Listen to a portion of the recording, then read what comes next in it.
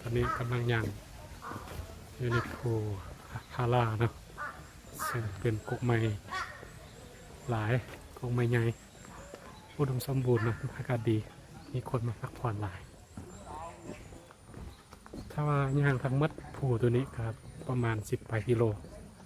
แต่ว่ามื้อนี้พวกเขาจะบ่มีเวลาย่างหลายปานนั้นเนาะขึ้นว่าพวกเขาจะย่างประมาณประมาณชั่วโมงปลายแล้วพวกเขาก็จะกลับเพราะว่าเวลาเขามันสั้นเวลาเขามันน้อยกงไม้มันนี่เนาะกระเจ้าอนุรักษ์กระเจ้ารักษาได้ดีเป็นตะออนสอนแท้มีนกมีเสียงนกเสียงกาห้อง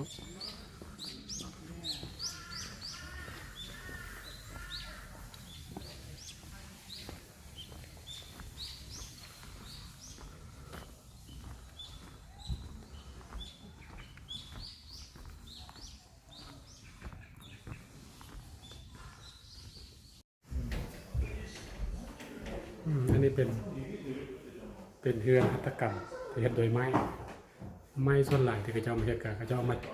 มาจากภูด้วยนี่แหละเขาเจ้ามาจากป่าที่ว่าเขาเจ้าอนุรักษ์อยู่ในภูนี้ภูที่ว่าเขากำลังขึ้นอยู่นี้เป็นภูที่สูงที่สุดในเกาหลีเนาะแต่ว่าบ่แม่นภูที่ใหญ่ที่สุดมันสูงที่สุดเนาะเขาเจ้าแกะสลักที่ว่ามันเกี่ยวข้องกับวัฒนธรรมเกี่ยวข้องกับประเพณีของ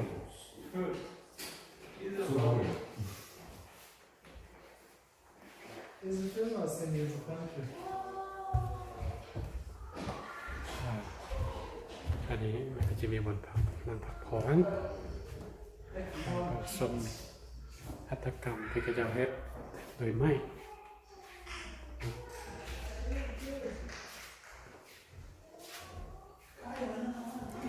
จะมีห้างนก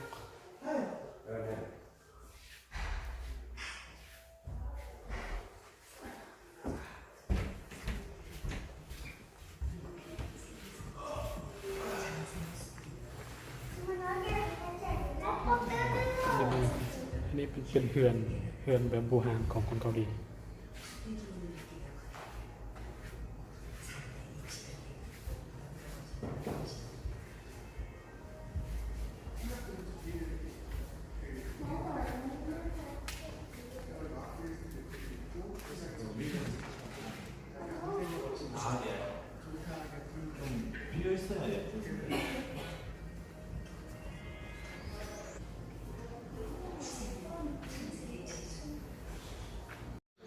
ตอนนี้กำลังย่างในป่าเนาะในป่าภูเขาอยู่ของพระเจ้าก็งามเนาะอากาศดีเนาะอยู่ในป่านี่มันจะมีวัดน้อยๆทางถึงแล้วก็มันจะมีสระน้ำบนหลินบนนั่นเนาะแต่ยิ่งภูตัวนี้มันกว้างใหญ่ไพศาลดีสั้นๆแล้วเขาไปบ่มัดเนาะเขาต้องเลือกไปมุมใดมุมหนึ่งจุดใดจุดหนึ่งอันนี้ทางขึ้นวัดอันนี้เป็นสระน้ำอยู่ที่นี่ตามปกติอยู่เกาหลีเพราะเขาจะมีงูแต่ว่าอยู่เกาะเจจูนี่มีงูเนาะก็จะให้ระวังเนาะมีงูเนาะอันนี้ก็เป็นสระน้ำงามเพราะว่ามีปลาซีมีปลาไข่ปลากันเด้อมันจะกินอาหารมันจะกินข้าวละปลาเนี่ย